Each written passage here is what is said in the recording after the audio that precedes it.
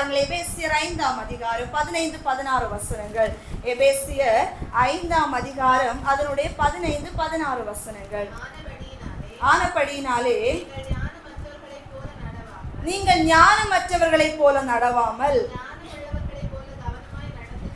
ஞானம் உள்ளவர்களைப் போல கவனமாய் நடந்து கொள்ள பார்த்து, நாட்கள் பொல்லாதவைகளானதால் காலத்தை பிரயோஜனப்படுத்திக் கொள்ளுங்கள் என்று சொல்லுகிறார். அல்லேலூயா. நான்காவது, நம்முடைய நடக்கையை பரிசுத்தமாக காத்துக் கொள்வதற்கு வேதம் சொல்லும் ஆலோசனை ஞானம் உள்ளவர்களாக நடக்க வேண்டும் என்று.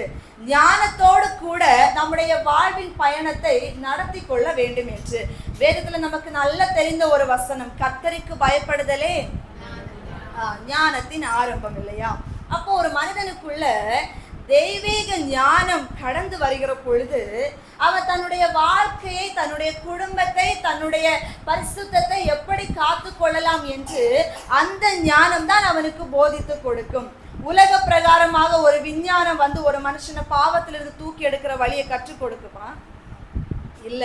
ஒரு சயின்டிஸ்டுக்கு அங்க போய் என்ன விண்வெளியில போய் இதை ஆராய்ச்சி பண்ணலாம், புதுசா எந்த தொழில்நுட்பத்தை கண்டுபிடிக்கலாம், இந்த ஞானம் தான் அவங்களுக்கு இருக்கும். ஆனா வேத ஆலோசனை, வேதத்தின்படி இருக்கிற ஞானம் மட்டும்தான் ஒரு மனுஷனுக்கு எப்படி பரிசுத்தமா வாழணும்னு சொல்லுகிற வழியை கற்றுக் கொடுக்கிறதாக இருக்கும். அன்பு ஜனமே, ஆகினத கர்த்தர் சொல்லுகின்றார், உன்னுடைய வாழ்க்கை, உன்னுடைய நடக்கை நீ பரிசுத்தமாய் காத்து கொண்டு வாழ வேண்டும் என்றால் நீ என்ன செய்? என்னுடைய வேத ஞானத்தினால் உன்னுடைய வழிகளை நீ நடத்தி கொள்ள வேண்டும் என்று கர்த்தர் நம்மோடு கூட பேசினார். ஒருவேளை நம்ம ஞானத்துல குறைவுள்ளவர்களாக இருந்தாலும் வேதம் சொல்லும் ஆலோசனை, யாக்கோபு 1ஆம் அதிகாரம் 5வது வசனத்துல எழுதப்பட்ட வார்த்தை உண்டு, ஒருவன் ஞானத்தில் குறைவுபட்டிருந்தால் கேட்கிறவர்களுக்கு சம்பூரணமாய் கொடுக்கிற தேவனிடத்திலே சென்று கேட்க கடவன் என்று அவர் அவர்களுக்கு கொடுக்கிற தெய்வமாக இருக்கிறார். அதனால அப்பா எனக்கு ஞானம் இல்லை பேசுறதுக்கு, எனக்கு என்ன செய்யணும்னு எனக்கு ஞானம் இல்லை, விவேகம் இல்லைன்னு சொல்லிட்டு புலம்பாம கொடுக்கிற தேவனிடத்துல கேட்டால் அவர் நமக்கு ஞானத்தை கொடுக்கிறவரா இருக்கிறார். அல்லேலூயா. சத்தமா சொல்லுங்க, அல்லேலூயா. அன்புக்குரியவர்களே, நம்முடைய வாழ்க்கையில நம்மை மாத்திரமல்ல நம்முடைய குடும்பத்தையும் நடத்துவதற்கு நமக்கு ஞானம் வேண்டும் இல்லையா? நம்முடைய பிள்ளைகளை நடத்துவதற்கு நமக்கு ஞானம் வேண்டும். நம்முடைய குடும்பத்தை, நம்முடைய கணவனை, நம்முடைய மனைவியை, நம்முடைய வீட்டின் காரியங்களை நடத்துவதற்கு தேவனுடைய ஞானம் ரொம்ப அவசியம். உலக ஞானத்தை மட்டும் வைத்து நம்முடைய குடும்பத்தை, பிள்ளைகளை நடத்திவிட முடியாது.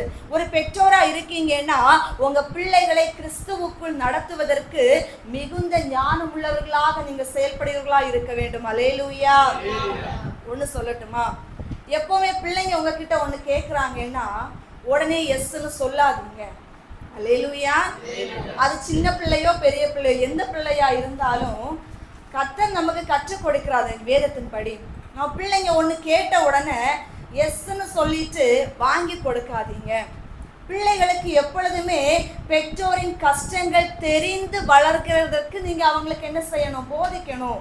சின்ன வயசுல இருந்தே கற்றுக் கொடுக்கணும். உன்னுடைய அப்பாவுடைய வருமானம் இவ்வளவுதான், நம்முடைய வீட்டினுடைய வருமானம் இவ்வளவுதான், நமக்கு இவ்வளவு தேவை இருக்கு, நம்ம தேவை ஒவ்வொரு மாதத்துல இவ்வளவு நமக்கு தேவை வருகிறது, நம்ம கடன் இவ்வளவு இருக்கு, கஷ்டம் இவ்வளவு இருக்கு, இதை எல்லாமே இந்த வருமானத்தை வைத்து நம்ம சமாளிக்கணும். இதை விட்டுட்டு நீ இதையெல்லாம் வாங்கி கேட்ட உடனே உனக்கு கொடுத்தால் நம்முடைய காரியங்கள் நமக்கு ரொம்ப நெருக்கடிகள் வரும் என்று குடும்பத்தின் கஷ்டங்கள், நஷ்டங்கள், பெற்றோருடைய வருமானங்கள், தேவைகளை அறிந்து பிள்ளைகளை நீங்கள் வளர்த்த வேண்டும் என்று கர்த்தர் நமக்கு கற்றுக் கொடுக்கிறார். அல்லேலூயா.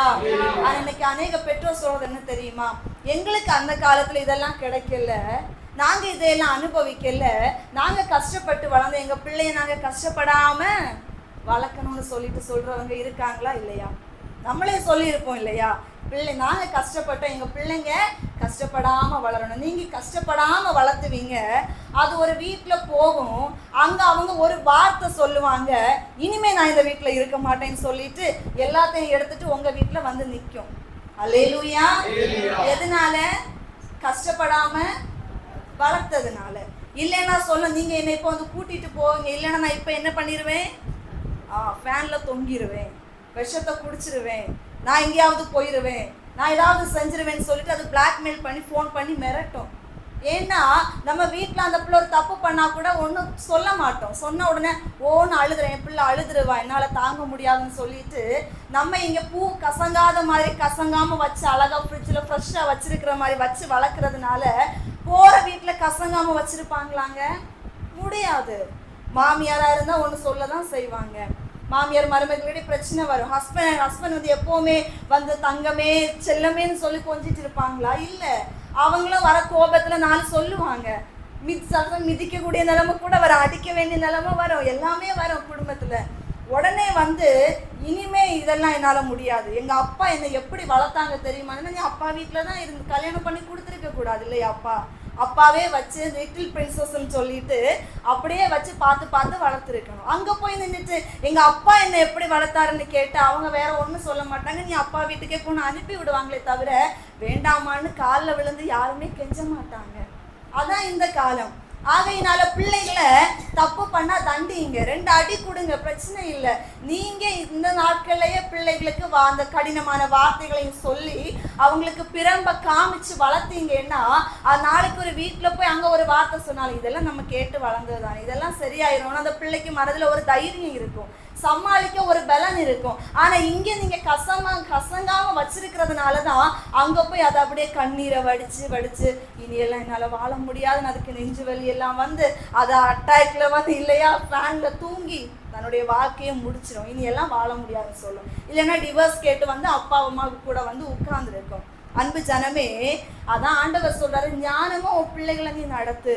ஒன்று கேட்குதா வாங்கி தரலாம், பொறுமையா இரு, உனக்கு எப்போ தேவைன்னு எனக்கு தெரியும்னு சொல்லிட்டு பிள்ளை அந்த இடத்துல அமைதியாக நிறுத்துங்க. உடனே கூட்டிட்டு போய் வாங்கி கொடுத்து அப்போ அது மனசுல நினைக்கும், நான் என்ன கேட்டாலும் உடனே எனக்கு கிடைக்கும்னு சொல்லி அது போற வீட்லயும் போய் நிற்கும், எனக்கு இப்போ வேணும்னு சொல்லிட்டு அந்த பிடிவாதம் வாழ்க்கையை தொலைக செய்யும். அல்லேலூயா.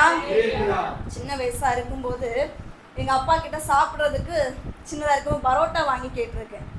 எங்கள் அப்பா உடனே அந்த வாரத்தில் கூட வாங்கி தர மாட்டாங்க. ஃபஸ்ட்டு ஒரு நாள் கேட்பேன், கிடைக்காது. 2வது நாள் கேட்பேன், அப்போ வாங்கி தரலான்னு சொல்லுவார். அடுத்து நான் விட்டுருவேன், ஏன்னா டெய்லி கேட்டு ஏமாறுறதுக்கு பேசாமல் இருந்துடலாம்.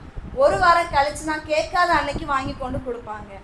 அப்போ தான் அடுத்து எனக்கு ஃபஸ்ட்டு கஷ்டமாக இருந்துச்சு, என்னடா கேட்டு உடனே கிடைக்கலையே, நான் மட்டும் இருந்தால் அப்புறம் கூட எங்கள் அப்பா எனக்கு உடனே வாங்கி கொடுக்க மாட்டேங்கிறாருன்னு ஃபஸ்ட்டு நினச்சி கவலைப்பட்டிருக்கேன்.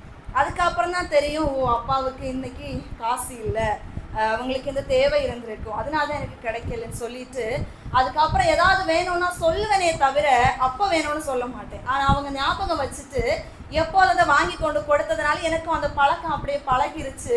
இன்னைக்கு வரலாம் அப்படியே வாடுறதுக்கு கர்த்தர் எனக்கு உதவி செய்து கொண்டிருக்கிறாரு.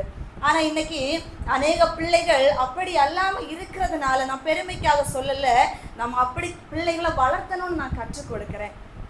நமக்கு இனி ஒருவேளை பிள்ளை பிறக்கலாம், இல்லை நம்ம வீட்டில் பிள்ளைங்க இருக்கலாம். நம்ம பிள்ளைகளுக்கு அப்பேற்பட்ட நிலையில் அவங்களுக்கு அந்த காரியங்களை சொல்லி கொடுங்க. அப்போ அவங்களுக்கு அதே மாதிரி ஃப்யூச்சரில் அவங்க குடும்பத்தை அவங்க நடத்துறதுக்கு அது ஏதுவாக இருக்கும். சின்ன பிள்ளையா இருந்தாலும் தப்பு பண்ணால் 2 பிரம்பை கையாளவன் தன் மகனை பகைக்கிற, தன் இஷ்டத்துக்கு விடப்பட்ட பிள்ளையோ தன் தாய்க்கு வெட்கத்தை உண்டு பண்ணும் வேதம் சொல்லுது.